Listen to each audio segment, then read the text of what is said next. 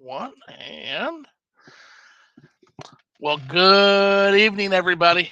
Hope everybody's Monday's off to a good start. I know mine is because let me tell you a Good little morning. story just to start things out. Um, Long time ago, there used to be these things called video game manuals that were in the boxes, right? And gradually over time, for whatever reasons, now there are many theories as to why, but game companies decided that this is something that they could scrimp on. You know, I don't know. I wasn't. Nobody asked me. Nobody sent me a fucking letter. They just did it. And for a while, your boxes would come with these little plastic things for holding a manual that was never present, almost never. Well, enter my friend Rowan, who has a company called MPBUK that makes these little manuals and picks up that money on the table that the game industry decided they were too good for. So I'm very excited to introduce him. I'm going to let him tell you guys a little bit about himself, a little bit about his storefront, and then we're just going to get rocking and rolling here as we do.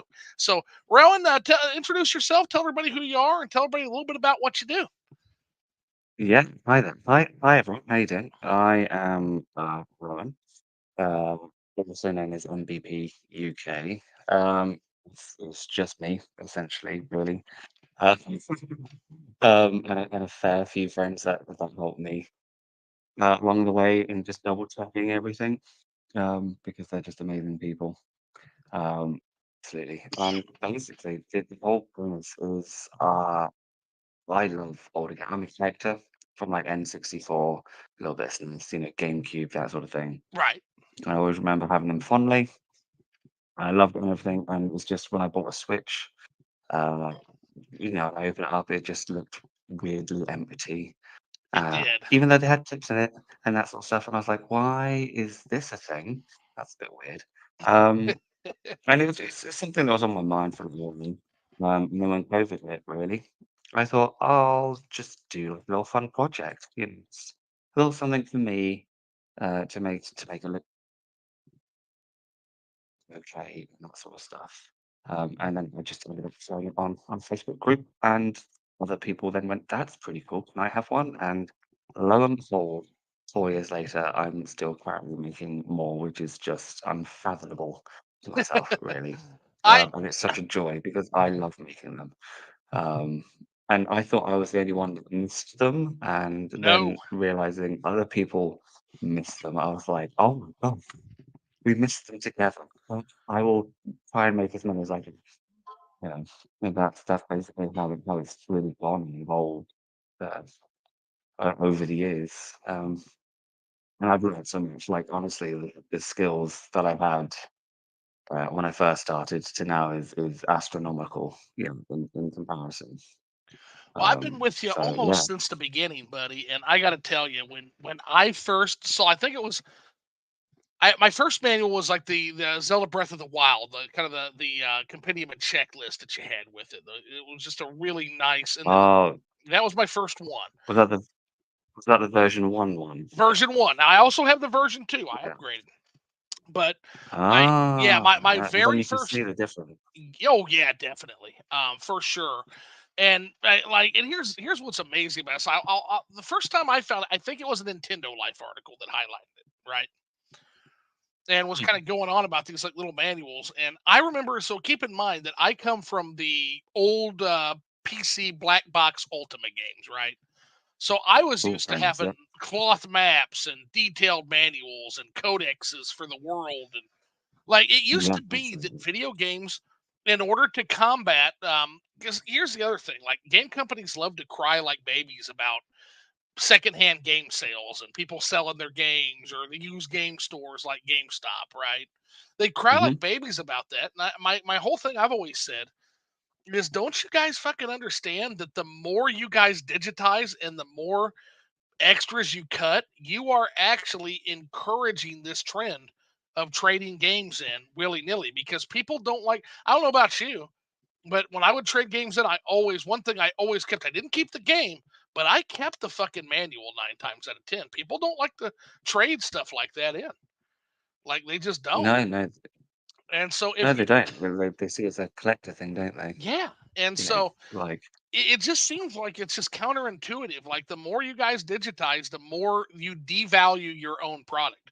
That video game, that manual is part of the product. I remember as a kid, like reading those manuals and yeah, like absolutely. getting to experience the world of that game and get to experience that sandbox you're setting up. And it's just gone now. It's either digitized, that's if you're lucky. And if you're not lucky, you get no manual at all. You get like a single page thing that literally is just a legal disclaimer. And I will say, like, if it's a digital manual, because they did that a little bit with the Wii U mhm, and 3DS. But 9 times out of 10, you don't read it because half the people don't even know it's there. But also, s- you're digitally scrolling through when you're also then playing the game, which doesn't really make sense. yeah, You know, like for me, I'd look at a manual to recap something, or especially when I was younger, you read the lore or the history of the controls and yes. that. Like, and you could be in a really difficult game, and you're like, been off it for like 2 or 3 months, and then you're going back into it, and you're Well, like, I can't start again. What's all the combinations or something, or mhm. what's going on? Yeah, there was a note But with a section you digital could, manual, yeah, it's yeah, with a digital manual, it didn't really work as well. And then when you have no manual and you're only in halfway through a game in a difficult game, or you're now getting tutorials that last like 2 hours or more. Yeah, it's got a bit to an extreme of it's great that they can have all the content, but then I mean, if you have a tutorial still going 2 hours into the game, I mean, it's, it's a pretty boring thing because you're like you're 100%. you're quite you're quite far in. You want to get to the exciting stuff. You don't want to keep learning new stuff all the time. Zelda You know. Twilight Princess is a great example of that. That game could be fabulous after the trailer, and I'll never fucking know it because I can't get through the constant goat herding and fetching cats and doing shit for evil babies and like just chore time, like just doing all these chores for the feckless and just contemptible citizens of this village that won't do shit for themselves. And all of this is in the Yes. service of teaching the player how to play. When before on a Legend of Yeah. Zelda game, I could jump right in because one, there were less buttons. Number two, there was a manual that told me all of that, combined with just out of the world artwork. Just the Legend of Zelda Well, the manuals in artwork's beautiful. Yeah. Oh yeah, would literally take you to another world. And so there's a YouTube video maker named Super Eye Patch Wolf, right? Hmm. And he had a theory in his recent video about fake video games. He actually kind of talked about where these manuals could have gone. And part of it is just, I think it's game companies being cheap.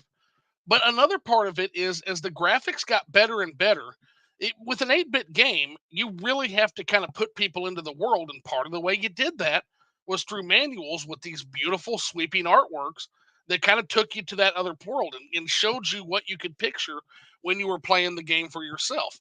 So while you might see the 8 bits on screen in your head, you're still kind of going back to that artwork. Oh, that's what a Moblin looks like. Oh, that's what an Octorok looks like. That's what Yes. Ganon Yeah, looks like. absolutely. Yeah.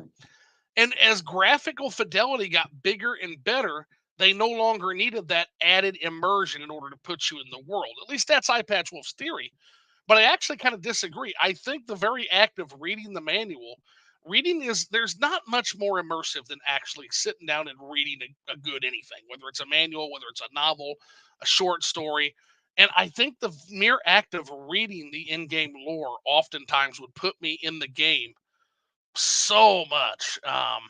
So I mean, yeah. I would always say there's definitely something where physical menus can really help because besides artwork, which can look identical or try to give the imagination if it is a more pixelated game to what characters actually look like. Octopath Traveler, for instance, yes, their example. That whole aspect. So it's like there is a definite, contrast to the beautiful artwork versus the art style of the game. is an But it's Octopath Traveler manual on the agenda? I will be working on one too, hopefully Oh later my this year. god, I will have that fucking day one. That just makes it very. That But yeah, I'm currently trying to do. Well, I'm just gonna start hopefully this or next week. Thousand Year Door. independent Mario Kart, but Yeah, sure, just do. actually I just played Thousand Year Door for the first time. Actually, I'm playing it right Mm. now for the first time, and that game is outstanding. So it I've had it with the little pre-order thing. I haven't started it just yet yeah, because it's got a like I good don't. it's got a good section. Like if you want to build on some lore with that, like I'll tell you what, Rogueport and the world they built around the Thousand Year Door and the whole story behind that, there's a lot of really cool directions you could go. How do you decide Yeah, on a creative direction for each manual? Because you do some really interesting stuff with some of it really varies. It's there's like a whole work through process I kind of do. It's digs down to one is, would the game really benefit from having something them. first Sure, thing, which hopefully they all do. Um, but the other aspect is I need to know sort of what resources are available at first. Because, if you're like, I want to make a game for this beautifully looking artistic game, hmm but then like I can't find any imagery to like replicate myself or stuff for like all the icons that are made or all that sort of stuff. Because I can make stuff myself. If I can't, then I have a friend that I play and he does like all the more complex artwork. Um, because he's just a beautiful artist. yeah, no, some And of his stuff is I'm really not good in the tech newer skills. manuals. Um, but yeah, so that's all very important stuff, you see. So then I'm like, okay, these are the resources to get the idea. I kind of have like a session of where I theme it, like is it going to look like a more modern manual? Is there a history, for instance? So like like for a Thousand Year Door or Super Mario RPG, what I did, I have an old reference to all of them, you know, Yeah, you did all that the with network a games little and bit that with sort of thing. yeah, with Luigi's Mansion 3, one of my favorite ones of yours. You did it almost like a visitor's guide to the hotel. I thought that was Yeah, really clever. so that one is a very prime example of it because it took a lot longer to do because originally I couldn't find any resources I wanted for the original idea, which is what you have now. hmm So I ended up starting making like a more basic manual, with like more information and that sort of stuff because all the imagery I could get or anything I could make, it wasn't enough. I couldn't really get all the concept value. I couldn't really scan things or whatnot. Um, and then one day someone said, "Hey, I'm really good at finding imagery and stuff and helping you out. I can here have you know this stuff and all that sort of whatnot." He just flooded me with just a wealth of imagery, really, and like things that he's done or assets and that sort of stuff. And it like opened the floodgates really for that one to be like, okay, now I've got all the tiny little things I needed, like the frames, and this is what the bosses look like, and all that sort of stuff Right. in great detail. So then I was like, now I can make it a hotel guide, and then have the theme of a good hotel guide, but there's an evil hotel guide wedged in, and then it gives more info and that sort of thing. And it's one of those where like I had to start basically half an already made manual because I got something better in the style that would suit the game more and work better than what it originally was. So it's a whole thing. Uh, it fluctuates so much, Oh but yeah, I it's mean, it's because what's more you want to do each beneficiary. game, you want to do each game justice. You want to kind of match its aesthetics. You want to match the way it feels and what the game's Yeah, the, trying the to do. styling is so important because the idea and concept I go with is if something did officially exist, and I never say these are official or anything. I definitely will put that out there. But No, and in fact, if there some of was them are something that better than did, any old manual. Like you do a this great is job. yeah, this is hopefully what it would look like. So that's the idea. If there was a Luigi's Mansion 3 book, hopefully it would kind of look like this.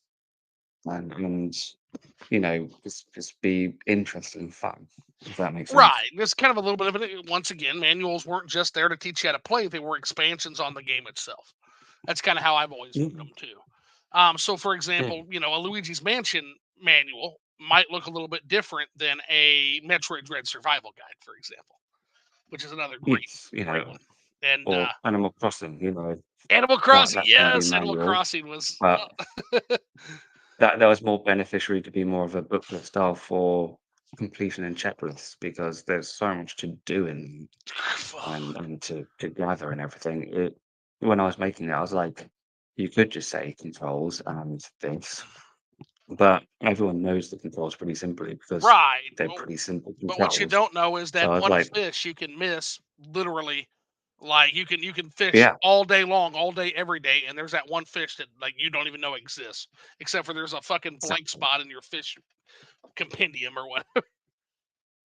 Yeah. And I was like, how much information can I get into these sections uh, to just help people, if that makes sense? Because yeah, when you have fish going in and out on different months and everything else, that's like you want to just try and 100% it as much as possible, really.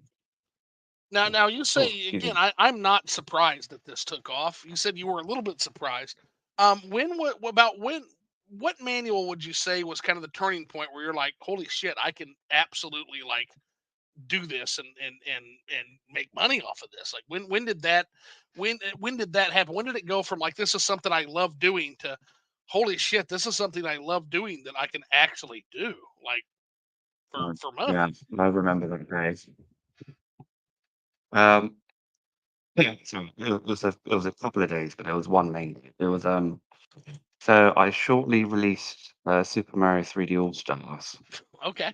Um, and around the same time, or maybe a bit before or after, it was the latest manual, right?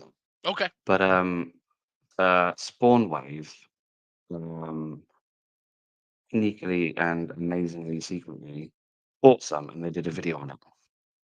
Um, and basically, because they tagged in, they have a very large reach and everything, and Oh yeah, it John's was got it John's was got amazing. crazy cool. Yeah, it was amazing to see their reaction. I think it was like the one big video thing I've actually seen and reviewed that thing. But it opened floodgates. Like just everyone came and just I want this, and then it was like okay, I've now got to print and make thousands, um, Yeah, essentially. So time to it fire up was a the printing lot. press. Yeah, yeah, yeah. And it was a very, very stressful, very pleased, of course, like overwhelmed. Um, but like to go into some detail, I just set my shop up for like 2 weeks, processing wise, just in case I needed to print stuff and whatnot. But I remember like when it started coming, I had to continually keep telling the printer that I need to do a higher order That's to catch up fantastic. So kind of you had like a of little bit of a printing, BA and a JA before you know. John and after Yeah. John scenario. And I had to do like for the next like 2 or 3 weeks, I had to do like 150 orders a day. Woo! And like it was a lot.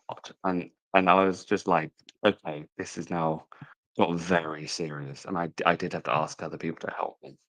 And that sort of thing, and just try and manage everything, um, because it was just so overwhelming. And then everyone, the community really, really opened up, and yeah, it was just, you know, you never think it would happen, type thing. And it was just that one event, and it just really turned the aspects of where I've then got to, more a bit more known.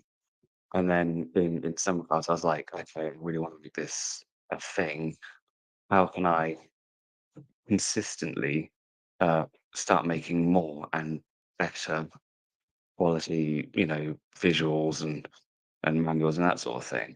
Um, because the old method I learned, even up until 3D All Stars, was uh, essentially like I was doing like Facebook page, and then they were kind of like all images and that sort of thing, and then they kind of all got bundled together to then print it as a book, essentially. Whereas now I have like a program, I have several programs that actually then have everything layered and properly done. So if any changes needed, or if I wanted to translate it and stuff, it's just I have the text as structs, or I have like you would in proper publishing. It was that point. Right, It was like right. I've now got to properly learn how to do better at graphics design and how to publish books and sort of thing, rather than it's more of just a fun hobby. It's like it's a great hobby, but I also want to make a series to make the best for people, if that makes sense. Yeah, it makes perfect, Yeah. crystal clear. Yeah, 100%. One of the things too, like especially the Switch. I actually came back to gaming because of the Switch. Nintendo Switch brought me back into it because I had actually set out the Wii U generation. I was a big fan of the Wii, not so much the Wii. You kind of set that out, but then I came back to the Switch. One of the reasons that really brought me back in was the cartridge. It was like the return of the cartridge in console gaming, right? Yeah, that was really cool. I love them. And yeah, if you pair that, like, and of course, if you're gonna have a cartridge, like guys, you've gotta fucking have a manual. And most companies, because they were still in that old cheap mindset, didn't. But there were a few companies that did. I can think off the top of my head, like Nicalis Games, all seem to be packing the manuals. Limited Run and a lot of your Yeah, limited publishers all have manuals. But these big companies, whether it's in fucking Nintendo of all people, like you got Nintendo. I always find that one a little bit odd, in the sense of when they first stopped doing it. I know indie developers and other stuff. Um, they do manage to really nice and really Mm, fantastic and amazing. But with the first party ones, I remember they tried to say like it was eco-friendly and that sort of stuff, to not have the manual included, save news or paper and that sort of yeah, stuff. because that's what's causing all But the trees to vanish, right?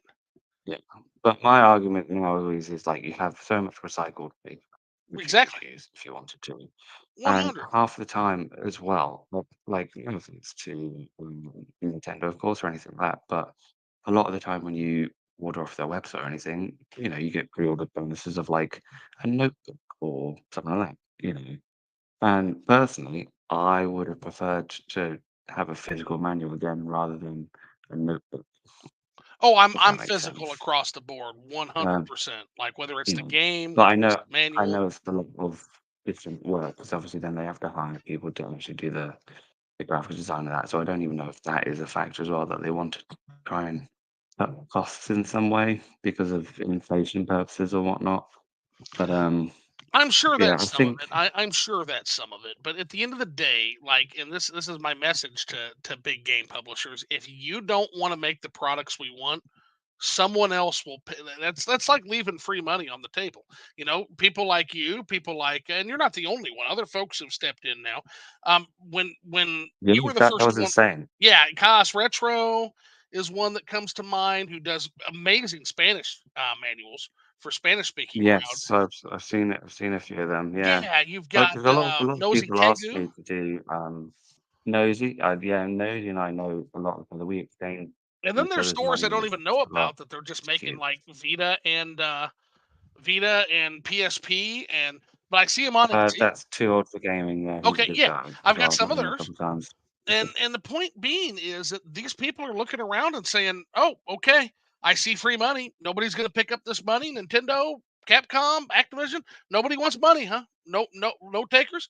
Okay." And they Mm, pick up that free money because there is yeah, there I is mean, a want for this kind of thing. it absolutely is. And you've And proven it. it's You've proven it with a bullet, man. Like no, oh, thank you. people have a need for this kind of thing. It makes the game feel complete. Yeah, I I guess mean, I shouldn't it's be definitely one of surprised. those things where it's nice it grows Right. because I'm when I first wanted to do it, you wouldn't essentially search for it. You like, oh, I want to know the, I'll search the internet and search Etsy and that sort of stuff. Nothing did exist at the time, so right. that's why I sort of chose to do it myself.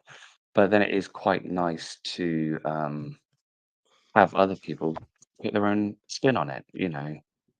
So even though there's another Here's the Kingdom or stuff. It's not the same, so you can choose your preference. And Right. a lot of people do ask as well for me, like, will I do one in French or can I do one in Spanish and that sort of stuff.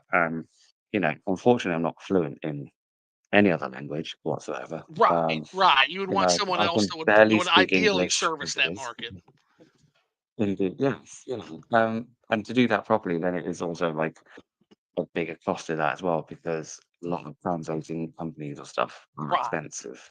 And also then people that do offer the help, personally from my perspective, you want to be safe with file sharing or stuff. Because the only worry I always have is once a digital file is out there, it's out there in the world, if that makes sense. So, like you're never gonna or you're never gonna see, Right. So Yeah. it's one of those things of like, I want to work with people and stuff, but when you see other people put their own spin on things, and it's also in other countries' languages as well, it is quite nice as well. Because like, even though I say, I don't have that ready yet, but if you do want one, you know, here's another option that hopefully would be a viable, or nice enough or something, if that makes sense. um, because, like I said, we are a community, and in some way, I like to think that we're also like a big, wide family in some sense. We want to look out for each other, and Yeah. if you're supporting me and I'm doing well, I want to then support other people and make them do well. And you know, like, uh, and it's also like fun, friendly competition. Like Nosy and I, we always chatted a little bit and tried to secretly share, like, what's your next manual idea? And then, you go like, well, I'm going to do this one. So I'll do this one, because we don't want to, tread on each other's toes or even though we have different styles or different aspects, it's just sort of nice aspects to let the other person do a game that they prefer a lot more, if that makes sense. Um, It was really cool to see like the differing styles too, because I think I've got Nosy's WarioWare, and I think I've got the yeah, he Live loved Alive. Wario World. And I was like, yeah. Yeah, And, he's really done well. the Live Alive was really like a recipe, like a cookbook on top of that. Like, so it's a cookbook and it's a manual, which is like, holy shit, that's kind of an Yeah, and it's a inspired proper idea. cookbook as well. Like, yeah, he sent me over. So, just like I said, we swap manuals here, every occasion, when we get a new one and that sort of stuff. So it's just great to see each other's works and how they've gone about it, but which also inspires you that, not that if you would ever go to make your own one, but if you want to have an idea or something, it's good to see how someone else has gone and approached it. Um, and a viable example of this is we both have a Super Mario 3D World one, and if you can see both of ours side by side, like there's vastly different approaches to how the manual's been made, if that makes sense. Like mine's, you know, bigger, thicker one, I think. So Mhm. I've got like all the info stuff, but then so much checklist and progression stuff because I also was challenging myself at the time of how many pages I can fit in a Switch case before it bulges and looks really weird Yeah, and I doesn't think actually fit Luigi's anymore. Mansion 3 was kind of one of the test Um, runs for that. Yeah, that was like yeah, you well, somehow managed to fit that's almost every floor in 50. that damn thing. Yeah, I think that's 52 or 48 pages, Right. whereas 3D World is like near to 56, Oh, 60 okay. pages. Yeah, so it's definitely by far the biggest Okay. because any more than that, it's the state one. What I learned, one, the staples don't actually want to staple anymore, Yeah, you have to actually do like bookbinding on them, which and that gets yeah, expensive. you'd have to do like perfect Woo. binding, which also then makes it wider because you can't get the folding out crease as much. So Right, because you've got right. very little bit of room to work with, if that makes sense. Well, I actually Um, went to a bookbinding factory where they did actual like old school bookbinding, and that is an interesting trade, I'll tell you. Mm. Like, there's a lot more Honestly, that that goes into that than what you would think about it. Yeah. yeah, when I first made when I first started the idea in 2018, and then I just offed it really because it was just too complicated. Oh, I I used it on a like a home printer and tried and that sort of stuff, but when I did it in COVID, because it's still there was nothing there to buy. So I was like, okay, well now I'm gonna try and print it properly.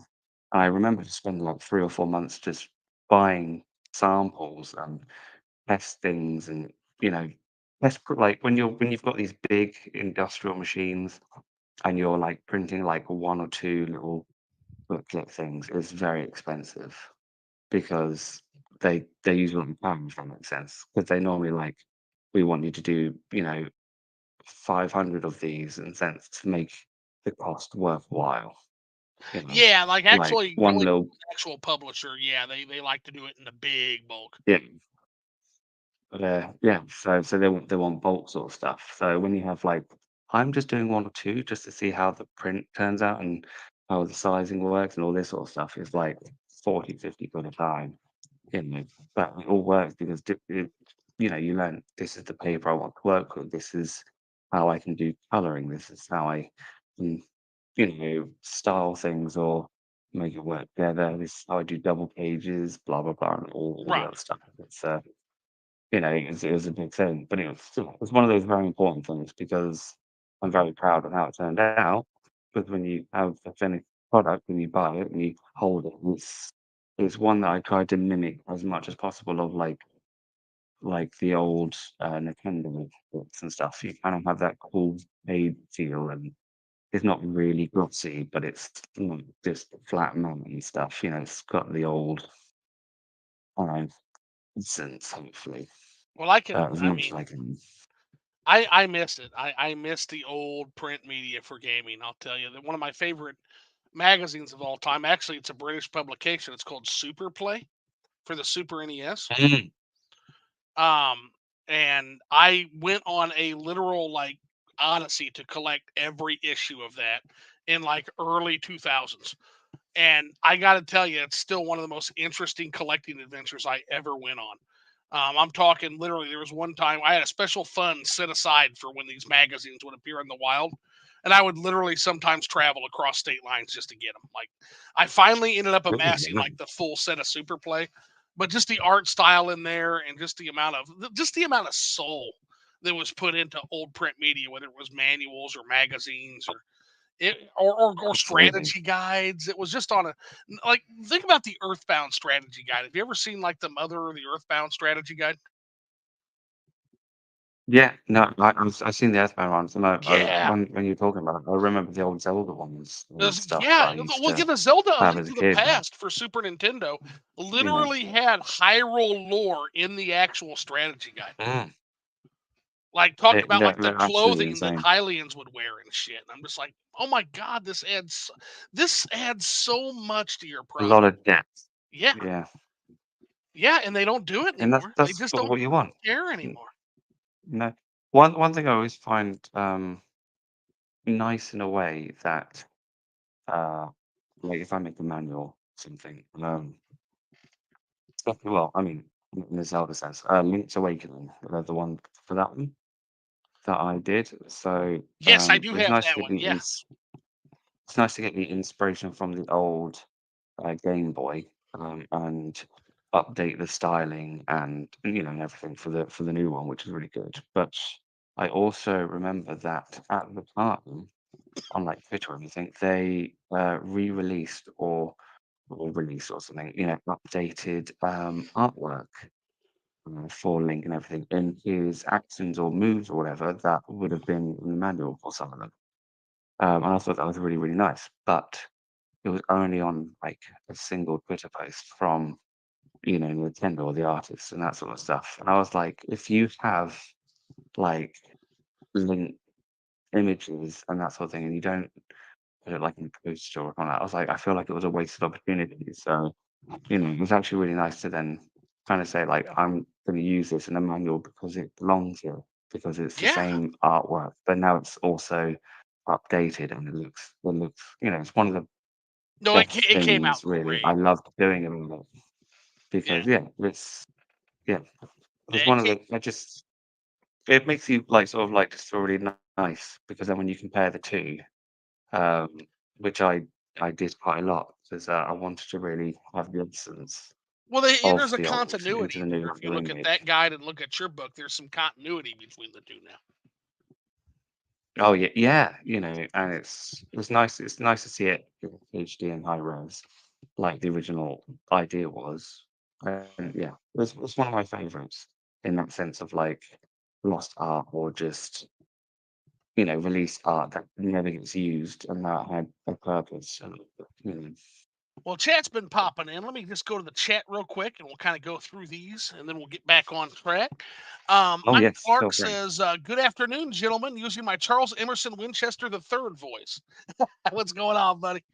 That's Mike Clark. Drew First Blood here in the chat. Brooke Barnes says, "Hello, people." Now, Good, Mike good, good. Clark says, "We will not tolerate any Zelda slander. Save that for the Western developed games." Ah, well, Mike, you know me well enough to know that when it comes to Twilight Princess, Wind Waker, Skyward Sword, you know I'm going to throw some slander their way because, to be fair, these aren't real Zelda games. Now I've done it. What? Now I've I'm done I'm a huge Zelda fan, so like we will have a debate on this. it. Well, then we can definitely talk about it because I get shit all the time from the chat because of my absolute like refusal to acknowledge Enuma Zelda. Like I just will not acknowledge it. And there might be a little bit of anti Anuma Zelda bigotry in this, to be fair, but I own it. Like I own it completely. But yeah, so Mike, you Okay. knew better. You knew better, buddy. That's what makes it opinion. Exactly. And here's the thing: it's okay to be wrong. It's okay to be wrong. That's how you learn. So Everyone's wrong at points. yes. You're definitely wrong about Zelda, but that's fine. So now he says, "Wait, you make manuals for Switch games?" Well, yeah, that's what we're talking about. And you got to check him out. Yeah, you've got to check his website out. And it's linked below, both his Twitter and his website. And Mike, we're going to take you to a whole new world tonight. Like You're going to start singing Aladdin, actually a whole new world. you are going to love it. I was really ready to be Jasmine in that duo. Just to put Don't that you out there. dare close. Yeah, it's gonna be good, Mike. It's gonna be really good, and yeah, go and get everything. Now, I know that there were times where you were, especially like when that Nintendo Life article hit, you were because you were a one man show, like they were gone, and I remember having to sit there and kind of reload every day, waiting for them to pop back in, and they thankfully did because there was a time where I'm like, oh fuck, did I miss the boat on this? And thankfully you were able to get more. Is that a struggle is that gone? Is that a thing of the past, Um, or is that still a struggle? it is a bit of a Okay. struggle, especially this is one I'm like sometimes when you know because orders fluctuate and that sort of thing. I never know what's going to be in stock or what's not, and I try and keep it topped up as best as I can. So So I'm like, oh, sometimes this you'll is get a getting low. spike. I'm going to Sometimes start doing it's some yeah. more. Okay. But like occasionally, like if because in the way printing works and that sort of thing, if I can do like a few game manuals together, it'll work better.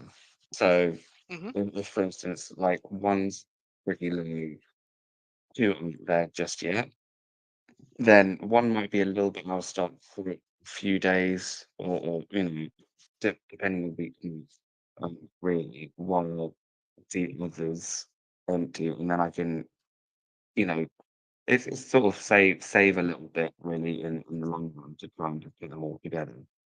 And then they all help out. But it's one of those things I'll always say if something's out of stock, because sometimes I don't know if they're out of stock. I'd love to. I try and the website and Etsy don't communicate in stock, so I never want to um I never want to run out and people order it, if that makes sense. Right. So there'll be times where it's gone out of stock, but I've actually still got like 50 made, and Right. then I'll Well, just yeah, pop it's it been a up. long time since I've seen Um, that. I have to go back to like when I was first yeah, ordering them.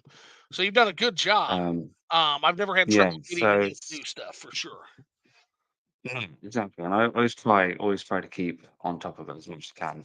Occasionally, like, things may be out of stock for like an initial while, or hopefully even a few days. Um, at a stretch. But it's something that's always just going to be available, like again. Then there's only the very rare few that have had an end of life, but they have a very valid reason behind their end Sure. of life. Um, and all the others will hopefully be available forevermore, really, down the Right. road again. So I know you also did nothing's some ever limited 100% edition ones stuff. too that were like the Zelda ones that were kind of a limited edition one. Yeah, so that one is also something like, I wanted to test the waters in some sense, in like a, make like something that's a bit of a bigger size and a different thinking technique to have like thicker covers and foiling that whole aspect. Right. And to well, to do it on the Zelda ones, it really felt right in the sense because those two games are like some of my favorites, and it's and excuse me, uh, they're very quite popular as well. So it kind of felt right to do it with them. Um, and I wanted to create something that was a bit more special and magical because I didn't know if people said like, can you do things a bit different, or would you? Um, but when you hear it like once or twice, you don't actually know if it's going to work. If that makes sense. So yeah, they Right. were a limited edition quantity that I wanted to do. And I did a small quantity, thinking that it wouldn't really sell or anything like that, quickly. And then I made the mistake in the sense of doing, because I wanted lots of people to have them if they did want them, but I limited numbered them in the sense. So there was only a finite number instead Right. of which has like unfortunately upset a few people because they've missed an opportunity. Like I didn't expect that like all of the Tears of the Kingdom ones would just be gone in a day, or Yeah. Well, big Breath of the Wild was release. gone in a Yeah. week. Uh, I was like, "Oh," I was like, if I knew that was kind of a thing, or, once people saw pictures, because also it was one of the things where people didn't really want to pre-order it because they don't know what it looks like. So Right. half the time I can set up a pre-order and people know what you see. With this one, I kind of had to like really test it and have all of them in a sense, because even with foiling and everything, when you do checks and that sort of stuff, they don't essentially properly foil it on a check. They'll just print it and say this is kind of what it will look like, and then this bit Right. is going to be the foil, So if a that little makes bit of a sense. difference between what is initially shown off and what the end product can turn out to be. Yeah, yeah. So you Okay. kind of have to use your imagination a little bit because it just saves so much cost on the printing side, especially when obviously, they are small and you're trying to just check one or two rather than do like the whole 100, well, obviously you've got like some overhead as well. So I Right. aimed to print like 130 or something because sometimes some of them don't print properly. You need to compensate for that.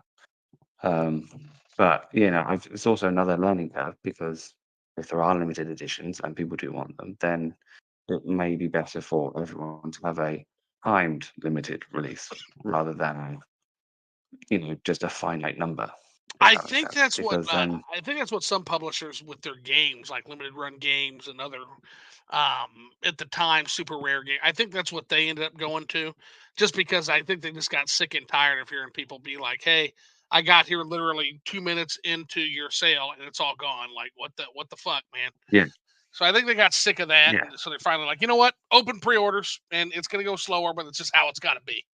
You know? yeah, absolutely. Because I definitely learned from there. Like, if it's something people really want, I want to try and provide that for them. And adding a restriction like a finite number for that sort of thing will only upset the majority, Right, because not everyone is like in my time zone, or is able to afford it that day or something, whatever reason. Um, and so yeah, so uh, it's just something you don't think at the time, but you want to do the best to give the best possible option really for everyone. So But it was a really, really good sort of experience and thing to do. But yeah, with ones like that, or version ones that went to version twos and that sort of thing, like they do have a valid end of life aspect because obviously they're all sold essentially and that sort of thing. Or the versions two are better essentially. But in the future there may be different aspects of a low limited release or something Yeah, that will differ but work for hopefully everyone. Really. yeah, and I think that's a decent thing to strive for. Like has Nintendo in any way has Nintendo commented or reached out, either good or bad? Like have they said, "Hey, this is really cool. We're so happy to see that we inspire this kind of thing," or have they just been dead fucking silent?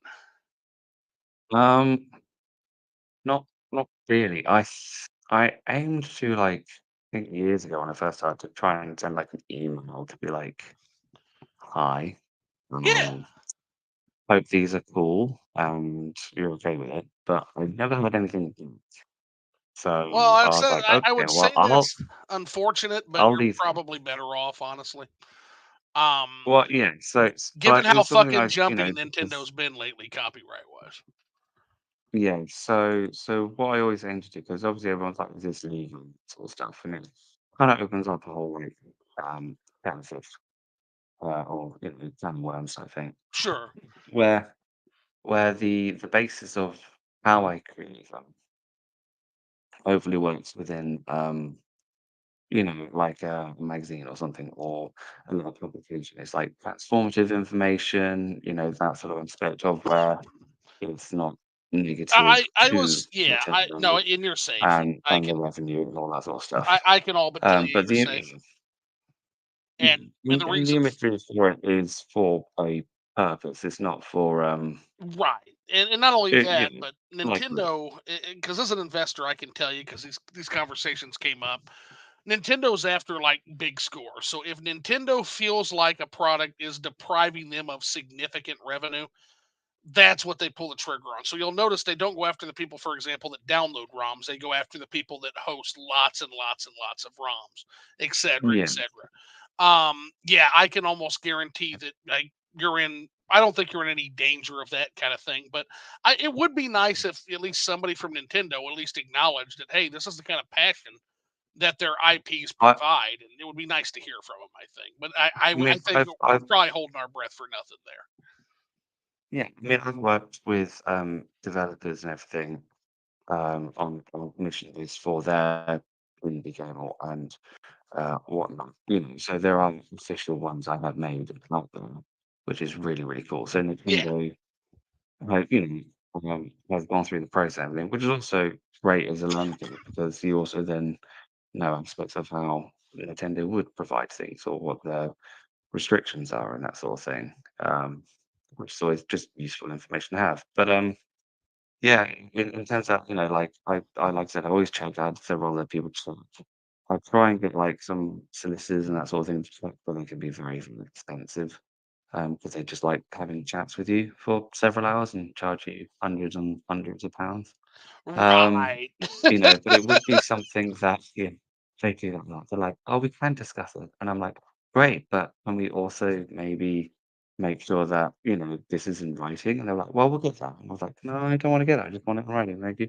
Um, because I couldn't go on Shopify because of the words Nintendo and Pokemon, for instance. Everybody's serious until it's time to put it on paper. Yeah, yeah, exactly. So they were like, "If you can prove that blah blah blah, then you can use Shopify." And I was like, "Oh, but I can't get anything in writing because literally every solicitor just wants like 5 or 10 grand before they'll actually do anything. And I don't have that money." Well, when Um, I first but found yeah, you, you were on Etsy, and I think you're still on there, but you've since migrated to have your own website, which is the one I shared. Now just to confirm, is that the link you want me to share? Or because the Etsy link either is like or. a mile long.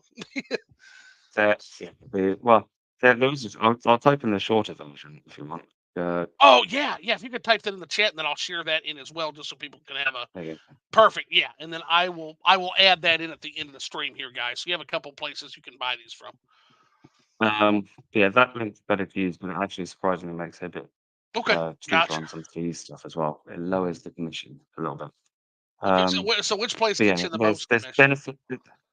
benefit. Well, there's pros and cons to both. Okay, Like Etsy will take like 16 odd percent overall on every order. okay, Um, with these, which is very, very high, which is why they're more expensive than the website.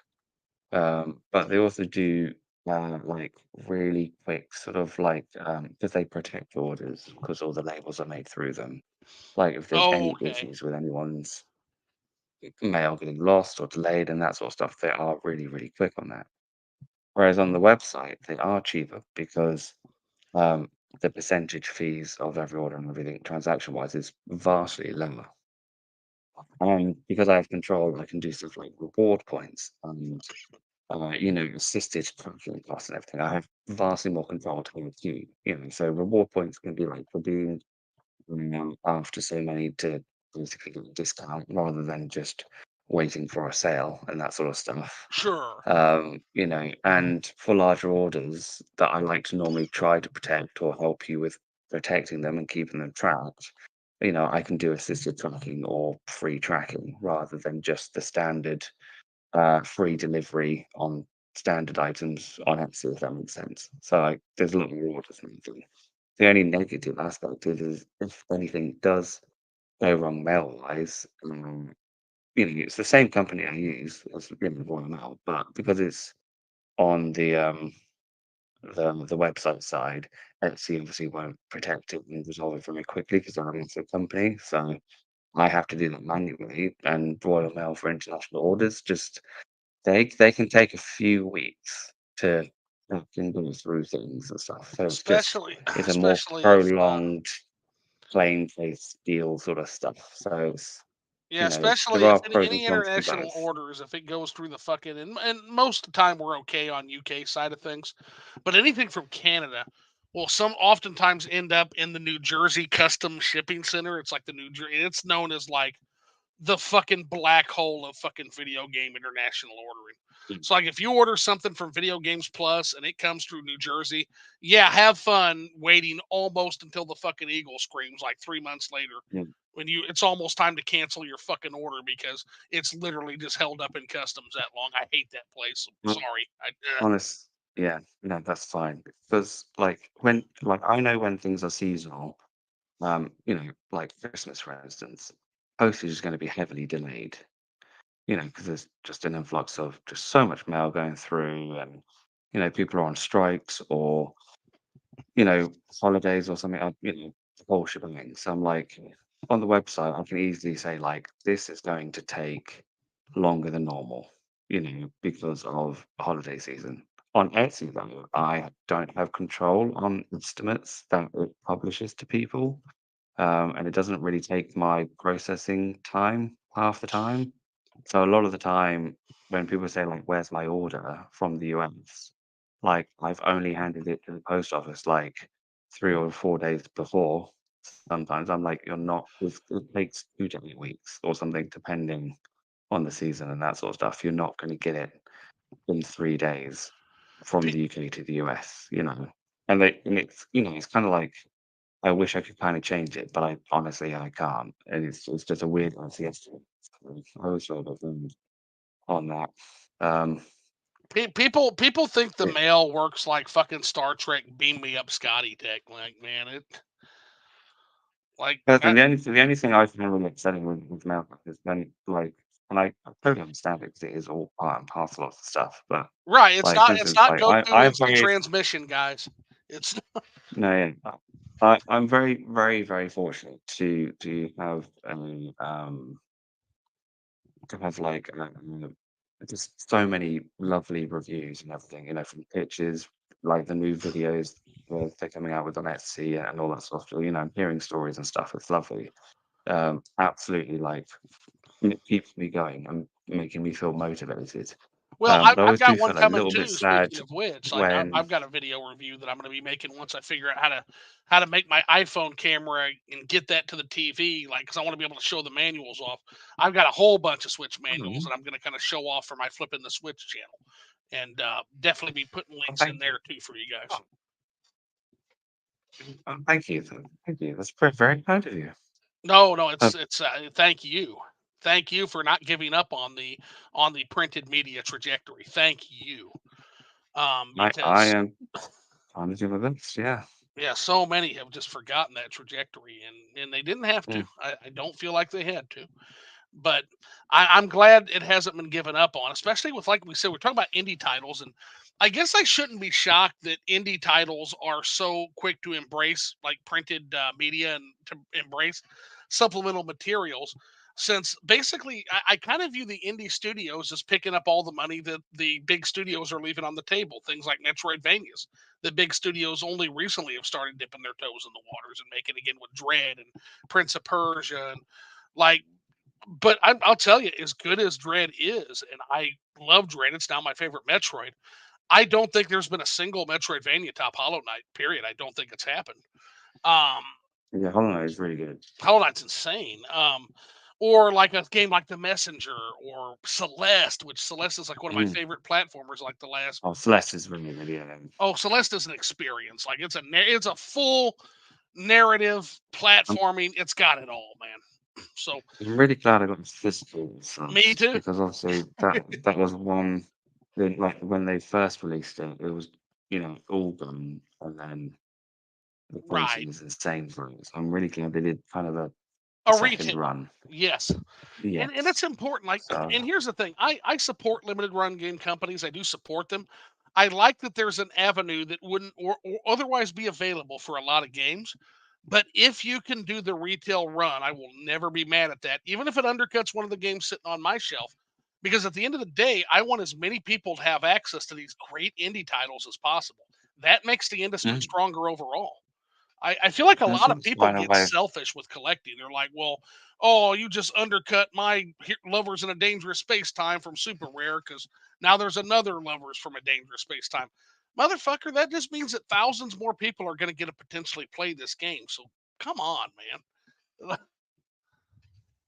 Yeah, it can be. I mean, it again, it might be a sort of spectrum of limited edition stuff. Like if you said there's a limited run of this game like this, and then depending the length of time, you say there's another limited run, then I can kind of I can I get it. sympathize with people thinking they yes, they thought it was limited, but then it's not as limited. Well, So and what needs to if they happen do is there needs to be more collect transparency around that, right? yeah. So Or one of like they spice it up a little bit. You know yeah, what I mean? exactly. Which is what I would aim to do if I ever did the Zelda limited booklets again. I wouldn't say like here's another exactly the same limited edition because then it devalues the first one. So Sure.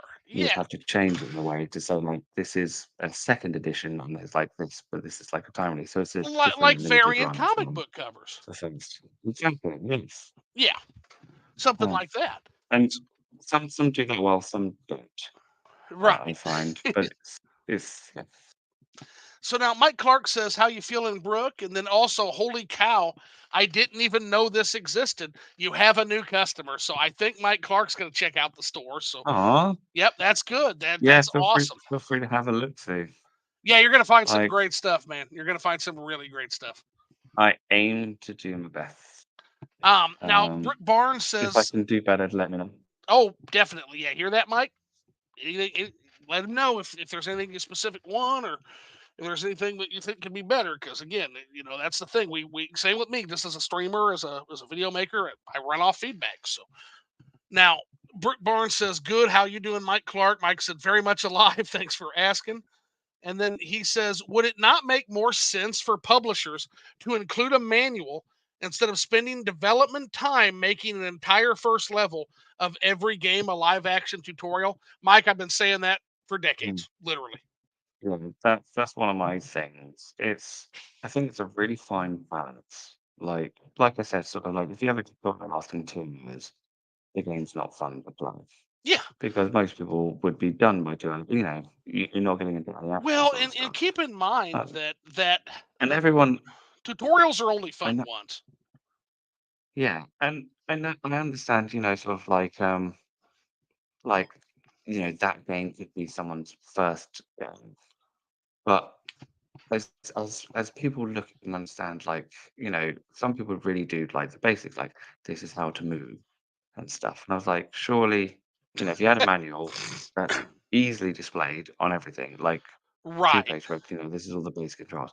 I was like, you don't need to have like 5 minutes of people looking around the camera and an FPS or moving around nowadays because as pretty much everyone kind of understands control-wise, that's the more go-to thing to do, because it's the more intuitive way, like, and yeah, complicated stuff or if it's something new, yeah, it's just you don't want to get up to it. It's like you're doing like so I can't remember what game it would be. I remember playing a game and you're doing all this action stuff and everything. You're like, it's great, it's great, it's great, it's amazing, Right. action, bang, I'm really getting into it. And then you get into like a vehicle or something, and then now all of a sudden everything's slowed down because you have another tutorial or something on how to use the vehicle. Uh You know what I mean? well, it And does I'm two like, it does two things, man. The first thing it's gonna do is it's gonna jar you out of the game experience. It's gonna jar you out of the immersion. The second thing is you're that immediately kind of set slowing you the back. pace of that action game down. Like, what are you doing? Yes. And then obviously then the difficulty as well then is suddenly dropped dramatically because, if you're then learning how to use this vehicle, it's not going to kill you instantly. You know what I Right. mean? So I think like, just having something there or you know, well, in a manual or something like that is, when you have controls or stuff, use the vehicle thing next to it because it's a lot quick. It's weirdly a lot quicker reference just to be like, oh, I'm in a tank. How do I use that? Oh, here it is. I can see that one rather than spending the 10, 15, 20 minutes going through. This is how you move right. This is how you move left in a tank or whatever. Yeah, Click because I over mean, yeah, here. you're You know what I helping mean? those few people where it's You know, it's baby's first game, yeah. but you're boring the shit out of everybody else. And you do dip, you can dip the difficulty and all that sort of thing, so they get used to it. But then you're not, it's in a sort of placebo effect of, you're in this tank and you're killing stuff before it ramps up again. But like you don't feel like you've gone back to square one, if that makes sense. Because you're not getting that stop start of do this, do that to disjoint you from the action and the story and the place that you're in. But because they have a lot of resources nowadays, and they I'm quite sure that all they put things into is to what sort of to be able to show everything in game. But I feel like I definitely am a fan of like there is things to put in game, but then it's better to have things also out of the game and put somewhere else. You know, Well, and then there's there's a there's games, and it's going to seem completely obtuse, but to be fair, I love the way it does this. There's games like Fear and Hunger where the tutorial started, you just don't even fucking know it's a tutorial.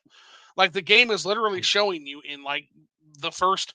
So give you a good example of Fear and Hunger. So in the first like 15 minutes of the game, you're going to learn the following about this quote unquote RPG. That there are things in the game that you are not capable of overcoming. That's number one.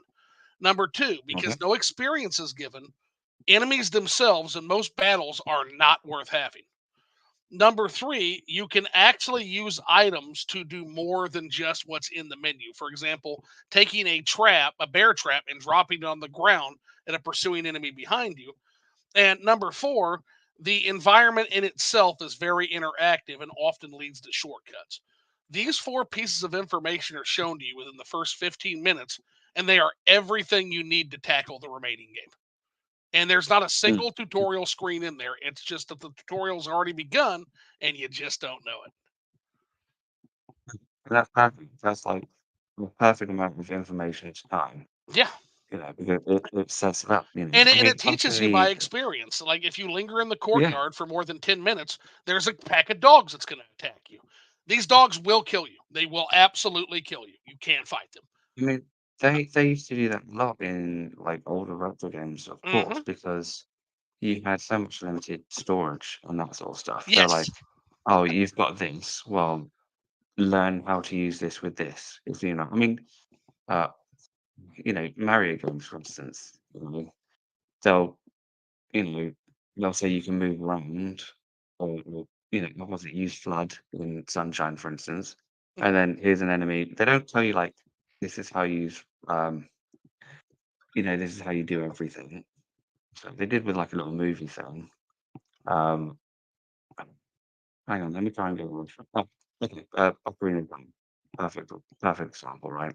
Yeah, Because it was an N64 game, very limited, all new sort of stuff.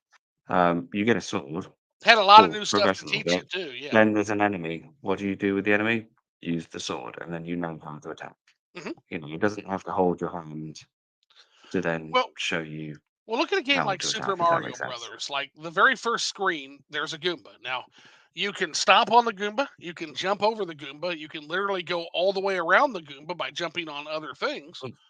Mm, It gives you about 3 or 4 different ways to spike that encounter. And it's yeah. all very intuitive. It's just, and maybe that's just me being old school, but sometimes the best way to learn is just to jump in and get your fucking head ripped off. Like you're gonna get a Absolutely. start right away again. Like just make it a quick start again. Don't put a huge It's load time kind in kind my of way. why I liked how I had a lot of fun with Breath of the Wild when Me it too. first came That's out it's one of my because favorite Zelda games ever. it's one of those where it gave you like a little info card, like this is how you swap weapons and that sort of stuff. But then like it never really told you like, oh, this is this is what you can do with it. This you figure that out yourself. You're gonna die a lot. Like first time I played through it, I died so many times. Oh, You and know, there's enemies that will but literally one shot you, like literally. yeah, absolutely. And it was like, the first time like you get linked to climb up on walls and stuff, it's just because there's a wall there and you just Hmm. Man, leaning those against the Lionels wall. are It doesn't. fucking mean, man. Mm, like you learn by experience, and I find that sort of tutorial aspect is it's much more fun Well, and that's why I loved having Breath of the Wild so several much. Is differences. it was the first Zelda since A Link to the Past, that just dropped you in a hostile world where all this shit wants to kill you, and you feel Mm, weak at first, and over time. So the whole premise of Zelda, if I can distill Zelda into one singular experience, it's once I was afraid and now I'm not. So over time, you grow yeah, in strength, and you're not afraid of enemies that you used to run the hell away from. And that to me is the essence of Zelda. I feel like it got lost for a while there. And then all of a sudden, here's Breath of the Wild with Guardians and Lionels and big fucking rock dudes that would just smash your ass. And it yeah. You, felt you could dangerous definitely again. see it was like the game that when they originally made the first Zelda, They that's what literally they used the first Zelda as a envisioned. template. Yeah. Yeah, they envisioned sort of like this is what we want to do, but technology was not capable of Hmm. that. Yeah, basically So when Breath of the anything Wild that they could was do in there, Breath of the they Wild, they would have to do it in a modified Legend of Zelda OG engine, basically. If they couldn't do it in the mm, OG game, they didn't put it in Breath of the Wild, and the concept grew from there. And it was one of the best decisions they ever made. Keeping in mind that with Skyward Sword, Zelda was on the fucking ropes. Like I think on the Wii, which had like 110 million install base, I think Zelda Skyward Sword sold like 3.5 million copies, which oh, that's rough, homie. That's way under what they yes, were expecting. Skyward Sword is a very interesting game That's a nice in the way to sense put it. that yeah, it's one of those where on paper, you think, oh, I can swing a sword in that. Because I was young, I was like, yeah, I'd love to swing a sword. And with Link do the same sort of stuff. But then the content from them, like flying an off-wing through the sky, it just always looked very dull and boring. There's nothing really to do. It was just a middle ground thing. Yeah, I it think was it's yeah. just sort of there were a few like great areas and ideas, and I think people said like the story is pretty good. But when you don't have like great glue, things still become unstuck.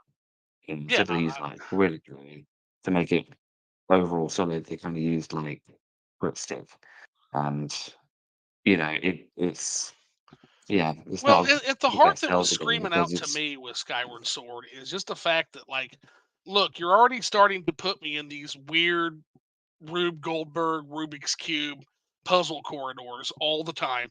And now now you've taken away my fucking overworld and you've turned that into a puzzle corridor too.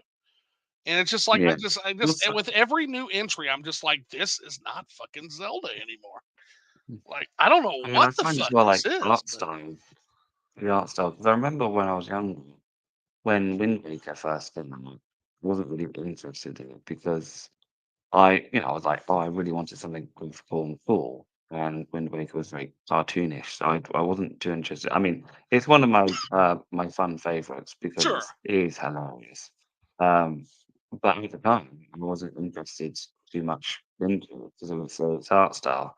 But yeah, I mean, another reason why I think Skyward Sword might not have worked, or especially for me, stuff is just I always find the models in that game weird. I don't Yeah, know what thank is you. about them, Oh my god, yes, yes. but there's It's not it's just it's the not one Zelda game yeah, it's doesn't look not right. necessarily good that I can identify each NPC that I already can't stand. And now I can identify them by their bizarre singular characteristic. Like you got the one guy with like the giant muscle arm and like the little weenie arm. I called him Bamboo Baiter because he chopped bamboo with that arm. He looked like he was using that arm for other shit. Then you got Regal Unibrow, you got Principal's Daughter, you got Snotwad, Snot Bubble, you got Evil Baby and Twilight Princess, and it just seemed like this was a game full of goofs instead of being like that Mm, dangerous dark fantasy game that Zelda used to be. yeah, I mean, I just yeah, Link always like scared me a bit because I always thought he had like Botox lips. I think when I was younger, He kind of does, doesn't you know, he? He does. it's kind of the weird look at. And then Oh, Girahim just had the weirdest sexy tongue, and I was yeah. like, you Now know that's what, this why is a I think I totally the call wrong that game. one white lip gloss. Is that white lip gloss? Mhm. That's the guy with the tongue. Yeah, it's white lip gloss. Yeah, Yeah. yeah. Yeah, red So, pompadour. but I mean, I had a name for all of them: white lip gloss, red pompadour, regal yeah. unibrow. But I will say some of the temples aspects, like when they did like it was one of the last dungeon game specs and boss battles because as much as I like Breath of the Wild and Tears of the Kingdom, the dungeons and boss fights aren't No, they're what they not. used to be. No, no. And again, what they And are is they're like less interesting puzzle. They're puzzle dungeons again, and they're less interesting. Like when I think of a fucking Zelda dungeon, I'm thinking again. Maybe I'm just giving away my old school vibes here, but I think a large labyrinth full of shit that wants to kill you. And not only did the Breath of the Wild, Tears of the Kingdom dungeons have the puzzle shit, but on top of that, they had nothing that wanted to kill you. I think the first Breath of the Wild had like these head spawning skeleton heads that flew at you that would die in one hit. And then I think there were like guardians, Zonai guardians in the other Tears of the Kingdom temples. There's just nothing outside of the boss that wants to rip your head off. And it's like, yeah, I mean, yeah, Breath of the Wild's problem was everything looked the same. yeah, Personally, just there was no real theme or variety from what you get outside all the shrines to what you get in a dungeon or yeah, just put me in a a maze, man, divine and let me beast. kill shit. Um, so Tears of the Kingdom did update that in the sense of where they have themes them, but also the downfall of like when you compare um Ocarina of Time's Water Temple to Fire Temple to they're all drastically different. There are all so many different pathways, and it's Well, to be fair, narrow and corridors again, or that things flip or I'm actually going to say something you nice know about Twilight Princess for a second. It did have a couple of my favorite dungeons ever. One I can think of off the top of my head is that like Yeti Snow Mansion. That was really fucking cool. yeah, that's I like a love that. mansion thing. Yeah, and it's I mean like I love the boss fight of the in Twilight Princess of I always keep calling him a Balrog because it kind of reminds me of Lord of the Rings. But it's basically Death Mountain. No, is it Death Mountain's one? Yeah, The I big think so. Yeah. flame fire uh, guy with a chain, and you trip him up, and hmm I'm like, that was like really surreal. Yeah, it's the one And where you get the obviously you magnetic have boots the and they walked on the ceiling. Yeah. savages. You have the art, the desert. grounds and prisons and death stuff Arbiter's and stuff. Grounds was cool. Yeah, Arbiter's grounds one. yeah, very You cool. know, but Yeah, so there were some yeah, good and they're moments. It's very just that drastic. I'm it not was saying such a 51 large, weren't empty drastic, world. but they're very, Yeah, mm, like it just seemed like that yeah, world it was is. empty. Like, there was just nothing to do in that overworld too. It was just it was big, but there just wasn't a lot to do. Whereas in like look, take a world like Link to the Past, where you could bomb a cave and you would literally find like a fucking like fire rod in a cave or a magic cape. This is shit you didn't even need to beat the game that you're just randomly finding as rewards for exploring. Like it's so cool. Yeah, they were honestly, like, it's, I can understand how they have to, you know, when you're in a big open world with going on, you can do so much insane stuff with zone eye devices or whatnot. Like, it is hard to try and limit and restrict people. Because I mean, imagine if you were like on a water temple, you know, fire temple or something, and then you had to send, and instead of going to raise the water levels, you just go through the floor, you know, or something. You can do that, by the way. Well, Ascend is like a godlike power in that fucking game. yeah, you know, so I can understand how and why they've chosen their formula. But I feel like you know, I think people wouldn't mind too much if you had stuff like Ascend and that taken away for some reason during dungeons, so you can have a more, you know, natural experience, if that makes sense. Sure. Like for Yeah. me, the best dungeon in the game is the sort of lightning desert dungeon from Tears of the Kingdom. Because that one you just sort of felt like you were enclosed and trapped, and it was you were going through tombs and, Now you know, that's yeah. That, I don't there think were I've played puzzles that through you that sort one yet. of I've only done a couple of dungeons, and I keep falling off of Tears of the Kingdom for a lot of reasons. It's just not holding me like Breath of the Wild did. But I am gonna finish it yeah. eventually. I've got to do a review for it. So Yeah, I mean, I can understand sort of people, yeah. It's definitely not like when people say like, "Oh, it's just DLC," it's definitely no. not Oh DLC. God, no. Absolutely not. But you can see where, like, you know, Breath of the Wild has been, and this is definitely like it has raised a little bit on top. Yeah, I I just mean, I in its own way. I think part of it is I feel like I'm in the menus way too much in Tears of the Kingdom. Whether it's building a doodad or whether it's fusing arrows one at a fucking time, or I just feel like I'm in that menu a lot. I mean, I don't really build too much in Tears of the Kingdom. I kind of felt like you know, sometimes it you kind of a bit cheating, if that makes sense. Like Might be you worth build this trying thing that can out. just Yeah, pretty much, you know, I like having a bit of a fight and that sort of stuff. So, you know, having a vehicle here and there is not too bad and the fun. Like when, you know, when you have like a hover bike, you know, that was discovered it's pretty easy to make sort of thing.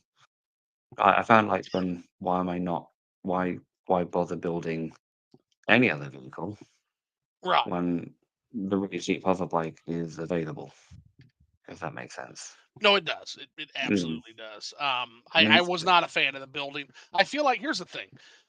Again, the premise to me of Zelda, like if you drill down on the essence of Zelda, it's night in Celtic Wonderland, essentially, right? mm, Um, all the weird future shit and fusing these pieces of shit together when I just want to swing a fucking sword around as a knight. To me, it just takes me out of that fantasy. It's a big part of why maybe Breath of the Wild, is a little bit of a better game to me than Tears of the Kingdom. And I know that, there's a lot more to Tears of the Kingdom there is to Breath of the Wild, but that's the other thing. Like once you get to like the main city, like the Hyrule area, and you start getting quest after quest, like it just overwhelms you with shit to do, and I'm pulled in like 90 different mhm. fucking directions. And I don't know, there's a lot to it that just makes me be like, yeah, I'm just not digging this. I just can't I just fall off this game. I think that would have benefited to the kingdom a bit more is although using the same ground and final, you know, Right. is is maybe having it in a still like in a later era where like actually clock I say clock town, but Castle Town and that sort of thing is or there's new towns like more properly rebuilt, if that makes sense, because Yeah. then you're not seeing the same sort of ruins all the time.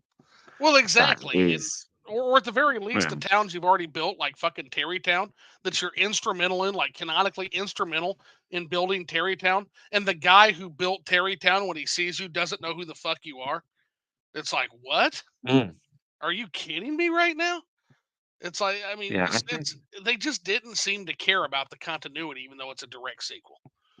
If Well, I that, mean, in some ways they did because if you had horses in your stable from Breath of the Wild, they'd be brought over to yeah, Tears of the Kingdom. yeah, but at the same time, this major Um, guy who is a major point for that town that's canonically built in Tears of the Kingdom, you're the yeah, guy who put that together, and he's like, yeah, I don't think I know you. It's like, motherfucker, I built Terrytown. What are you talking about? yeah. So I think in that sense, it like I can't remember that, but if having horses transfer, it might have been nice of them to read more into the save files and have that continuity because then you could have different aspects of if you didn't build Terry Town, he doesn't know who you are, but then if you did, he then Yeah, remembers and blah, exactly. blah, blah. And don't tell. And that's what a lot of people are like. Well, that's hard to do. Yeah, there's a whole game series called Mass Effect that does it through 3 games.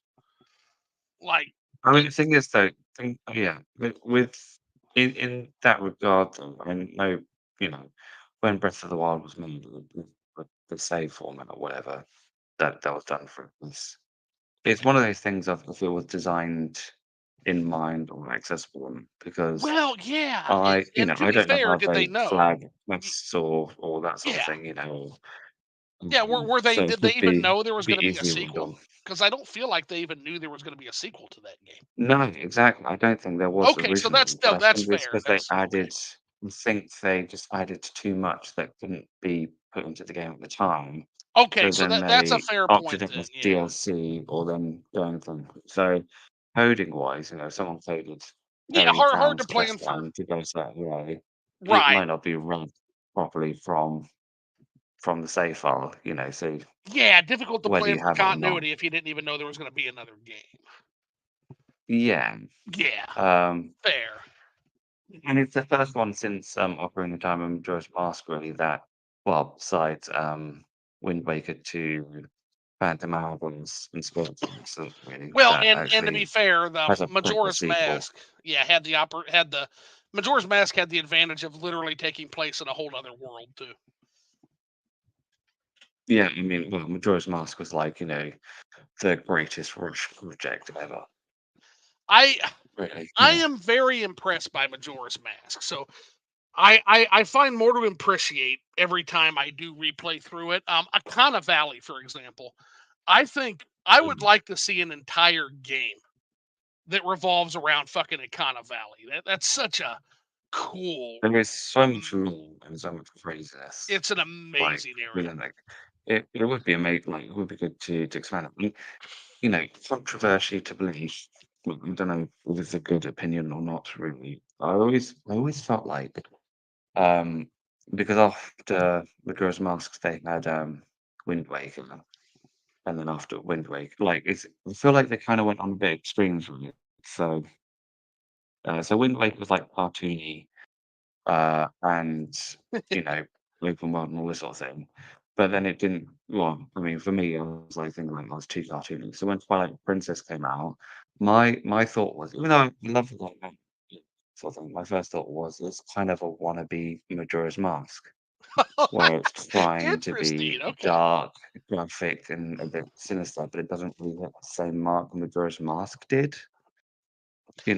With like having these few shadows and evil stuff and everything. I was like, because half the kids get kidnapped and that Majora's sort of stuff. Mask is I did fucking not give dark. like two kicks for. I was like, oh, Jimmy's got kidnapped. Cool. I have no connection to this really annoying child. Right. It's, Yeah. that's just- No, So that was I my was like, whole I think time. they're trying to build the suspense. But like, I do really like Twilight Princess because like the horse riding. It's the first time you can go on a horse and swing a sword and just beat the crap out of things. Oh, it did I kind introduce of wish horse there was more combat, of didn't it? that. Yeah. Yeah, it did. I mean, Okay. And you can always go to like an area, I think, like the abandoned village or something, or the ghost town, and get a few moblins and that sort of thing.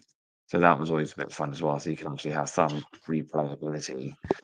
Um, There's a reason why but Twilight Princess is the only modern Zelda game in that period between Ocarina and Breath of the Wild that sold over 5 billion copies. There's a reason for that. mm, It does hit a lot of the right notes. It sure does. Like you do have the yeah, weird Enuma shit, like fucking belly shirt clown and fucking evil baby, but then you've also got horse combat. You've got some really inspired dungeon design, and you've got a yeah, combat you engine. know, Even though they don't do much with it, the combat engine is very intuitive. I feel like in that game. you got the cool fact. The best thing I always found really cool was when you defeat an enemy, you do the finishing move, Hmm. and then you press A on a certain frame. You get to do that full swing sword piece move. Yeah, And I was like, "That's so cool."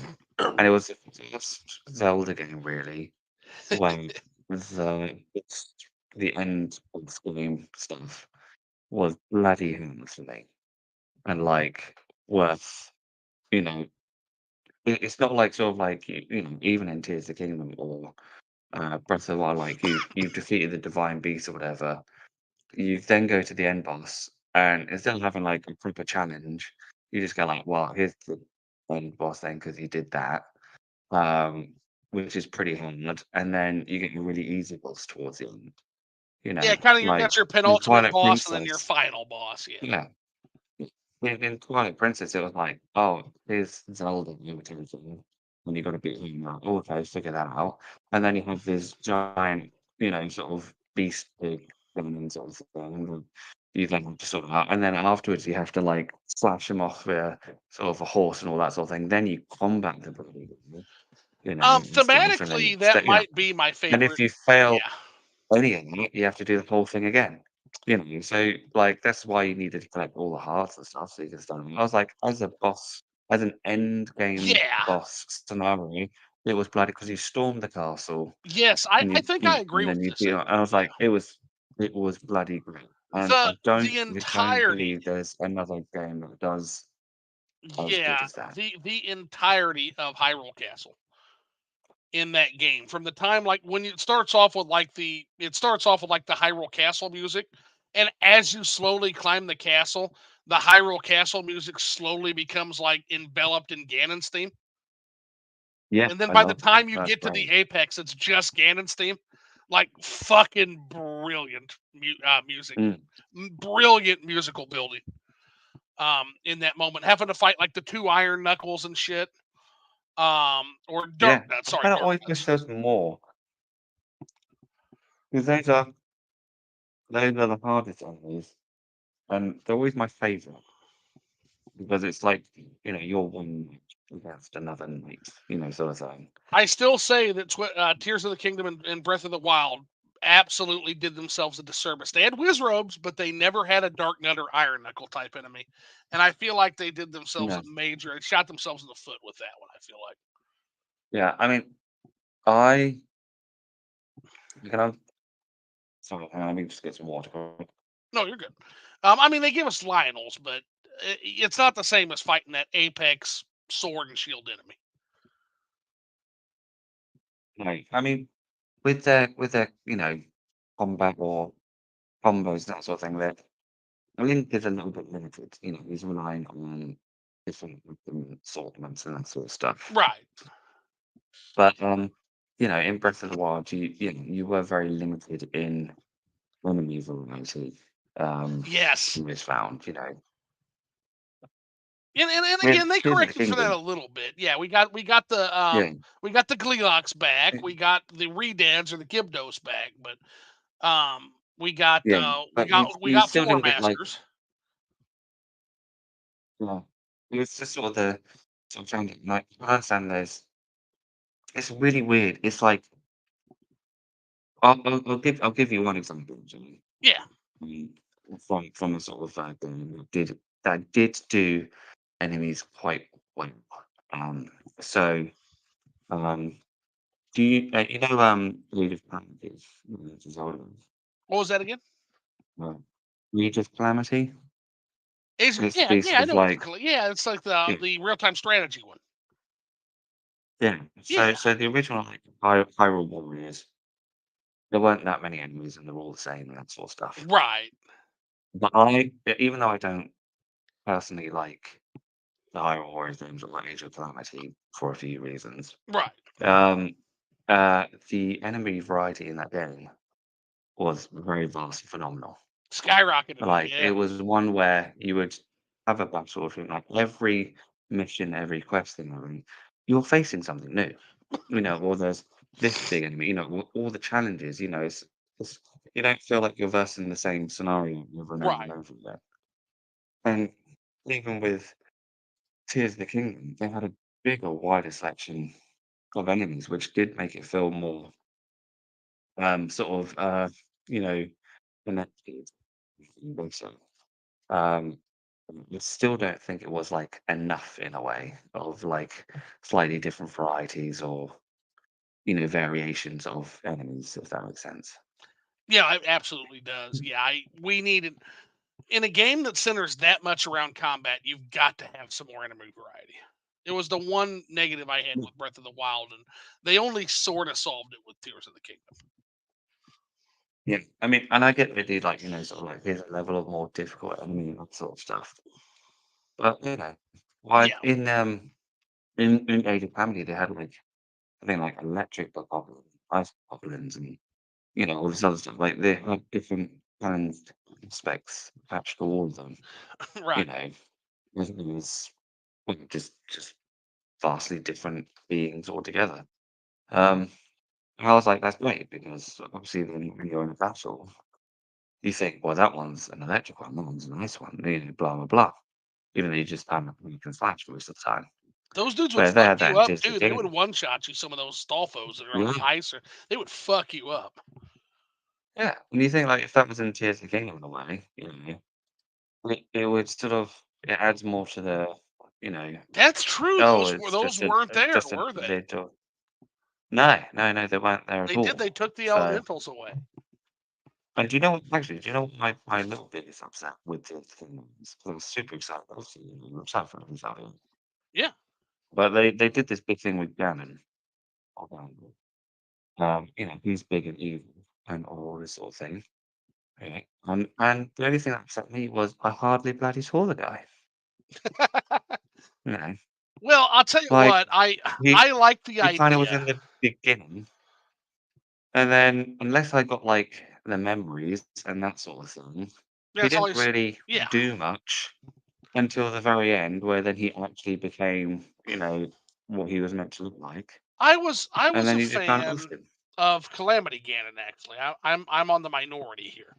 I was a fan of Calamity Ganon. I liked the idea that this point, the Zelda prophecy, and time had gone so far forward in time that the only thing left of Ganon was his malice and his hatred for all of Hyrule. Mm. I liked that. Well, yeah, Mythologically, I loved that concept, and so it was very weird for me to go back to like the man Ganon. Very weird. I love the concept of that absolutely, but I will definitely say like if you say like this is the biggest evil thing in the whole world, Yeah. and then it doesn't do anything until the end, Well, no, he's just sitting you there know. trying. Basically, he sent his minions out to collect lotion to hydrate him. Like he's just trying to get all the lotion. Is what that's kind of No, the. no, but I was like, why not? Like when I'm going around and you get to a point in the story, he just does something and just, He should. Yeah, like he's just too dry though. He's just you too have ashy. like a midpoint. He had like Phantom Ganon, like in Right. the Forest Temple or something, and you get a Phantom Ganon now, but he still looks like mummified. But why don't you just get actual Ganondorf to, be like, go away from me, or I'm really evil, and then just really just screw things up for a bit and make the world a bit more nice because he's meant to be an all powerful being. He turns into a bloody dragon. Oh, spoilers, but you know, Right. all this sort of stuff. And then that And dragon I'm doesn't like, do shit either. if Yeah. he's that I was like, if he's that powerful, why is he just sort of, chilling doing nothing while you're literally making a bike zooming around somewhere? Like Yeah. he's trying to kill Meanwhile, you. he's a dragon. I He's just want flying around I not want doing the jack shit. essence of evil, And I think that's what sort of made like Majora's Mask really good in a sense because I everything that you did, you know, Skull Kid was wrong. constantly looming over you, Yes. with a giant moon that Uh-huh. was hitting on the earth. That's Say what you want, little motherfucker was the active. gravity of this situation. They're like, he is an all-powerful thing, and you need to stop him in 3 days. Yeah. Whereas at the minute you just got, a mummified corpse, and he's just having a bath until you get down there and go, I'm gonna beat you up. Well, it's the You same know, thing like in Ocarina of Time, and a lot of the Ganons are kind of passive. Like he kidnaps Princess Zelda, and then he just like plays the pipe organ and waits for you. Like it's just so funny. I was Like like, yeah, I was like, if I was the evil guy, and I had like, I thought it would be really cool, like if they said like an army to look out random or something. He's down, he's like, you know, stop spying on me, bro. And yeah, no, none of that. I was right. a little bit disappointed. I wanted more, just more of the big, gorgeously sexy Ganondorf evil bits, really. Yeah, they put a lot of Um, emphasis on that, and then just didn't use him that much. yeah, because I mean, on my first playthrough, I didn't get any of the memories. They're hard to I did find. the main story and that. They're Well, kind of 'cause hard. Yeah. I spent like days trying to complete it so then I can, write the manual and do all the unlocky stuff and that sort of stuff. Right. But if you don't get any memories, he is vastly ancient. Like, you have no understanding of who he is or, What? Why how he the did what realms he meant to be did, and that or sort of anything? stuff. Yeah. Yeah. You literally just, you know, he wakes up, everyone says he's really evil and that sort of stuff, and then you kind of just go down there and say, can you please not be evil and die? And And he then you does, just and go, he says, "Okay." you know. Yeah, he's like, well, all right, that's Well, at first he's like, as you do. "No," and then he turns into a dragon, and then he's like, "Yeah, okay." Yeah. I mean, to be honest, I thought I had a glitch game as well because the every stage kept doing the same cutscene, and I was like, "There's my," and I was like, "Oh no, Yeah. this is actually meant to happen." It was this weird, I can't even remember what they called it. Um, Yeah, it's Link and the his shitty incident friends. thing. Yeah. Yeah, I was like, okay, it's meant to happen. I was like, fair, fair, fair. Because I was expecting like each one you'd have like the story progress or something, like he did something else or this sort of thing. But yeah, he's Right. vastly absent on the main story. It was weird. It Mm, is like, yeah, especially when they build him up to be so big in the trailers and shit. Yeah, I agree. So now you got yeah. Brooke Barnes says my dad used to work at a place called R.R. Donnelly. They used to make old Ooh. magazines. He worked in the binding part of the place. So Brooke's dad was an actual bookbinder. Cool as shit. Yeah, we love that. Now, Brooke also says this is one of the coolest streams I've been in. Oh, well, thank you. We appreciate that. Now we always try to have fire ass guests on, and I think Rowan definitely qualifies for that. Stop it, you. So Definitely will be so then we've appreciate that. got So Mike thank Clark you. says, yeah, this is very cool, Brooke. I miss print media something terrible. Then Mike Clark says, yeah, Zoo is pretty cool. Don't tell him or he'll get a big head. So it's hard to make my head bigger than it actually is what I'll joke. But I As long appreciate as you can that, fit Mike. through the door, it's all right. Yeah, exactly. Then Mike Clark says, I will be ordering some manuals tonight. So it looks like he's found some stuff he Oh, wants. thank you. It's very, very kind of you. And Brooke Barnes says, that's funny, I Mike really Clark. I appreciate think it. Zoo will get a big head too. Everybody thinks I got the squill head going on. And that's very true, Brooke Barnes. Mike Clark says an option to skip the tutorial section in games would be very welcome. I think it's essential in modern games because, again, the tutorial is only fun one time. After about the fifth, sixth time going through a tutorial, you just want to fucking shoot. You want to fucking Minecraft yourself. I'll say for the stream. Loveliness. Yeah, absolutely. Like, yeah, what no part of that shit. So Mike Clark says Twilight Princess and Skyward Sword are my least favorite Zelda games. Even saying that they are better than the majority of, even saying that they are better than the majority of 3D adventure games. Ah, Oh, I don't know. Okami says hi, Mike. I personally think Okami out Anuma Zelda's every Anuma Zelda game. Like in terms of the structure. If you haven't played Okami, Guys, it's really good stuff. Um, I have not played it, I mean, yeah, it was it's like definitely to do Zelda this. if put in the ancient Japanese mythological time, and you play as Mm-hmm. Amaterasu, which is the sun god, and she's a fox. She's got like a little Yeah. cricket helper, and basically the whole thing is like she uses a celestial brush to like draw on the Mhm. screen, so like she can draw a bridge, and then that bridge comes into reality. That's how she solves like the puzzles and shit. Oh, that's pretty cool. I It's love that. very, yeah. Check it out if you get a chance. Okami's great, and it is on the Switch physically through PlayAsia in English, and the Switch is region free, so you can get that English variant. You can play it in English on your Switch card. Um, Pretty cool. so Mike House says Tears of the Kingdom has so much stuff it was jarring compared to Breath of the Wild. Yeah, there's something just simpler about like the serenity of like Breath of the Wild for sure. Um, Mm. and then Mike said, "Man, I need that Metroid Prime and Breath of the Wild manual." And you just commented to say, "Sorry, they're out of stock. Updated, Mike." So they're back in stock, just for clarification. Yeah, yeah. Sorry, I just thought I'd double check because I don't get a notification on the website. Yeah, I'm just on zeros, so I know about it. So I just All out of those, but we go. We have it continue. more, right? Because I update Etsy pretty like a lot easier, and like I said, they don't sync up between each other. Gotcha. So I So, try but and you make do have them sure I now, then. get a yeah, yeah, yeah. Yeah, so Okay, it's yeah, everything Mike. So all you is hear fine. that? Metroid Prime and Breath of the Wild, they're back. So check it out. But alrighty, Yes, I think absolutely. that's everything, and we are in terms of that I had for you. Now we're an hour and 41 in, so I know it's late over there. So I want to give you an opportunity. If you have anything, ask me any questions you might have, and if not, we'll go ahead and let this man get to bed.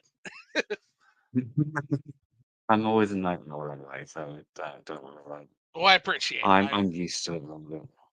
No, thank you so much just for having me. It's been an absolute fun, pleasure. Oh, It's we're been gonna good have to you talk again to for you sure, and man. If everything. you'll have me. Oh, absolutely. It'd be an honor. Like, always happy to talk and chat. And, you know, if you guys sort of have any suggestions or just want to know how things are going, like, always happy to share. You heard him there first. So all right, so no questions for me. So I guess I have one last question for you before we end this whole thing. And that is, Rowan, did you have fun? Absolutely. Awesome. Well, man, I appreciate you coming on. Thanks for everybody for coming out on a busy Monday night.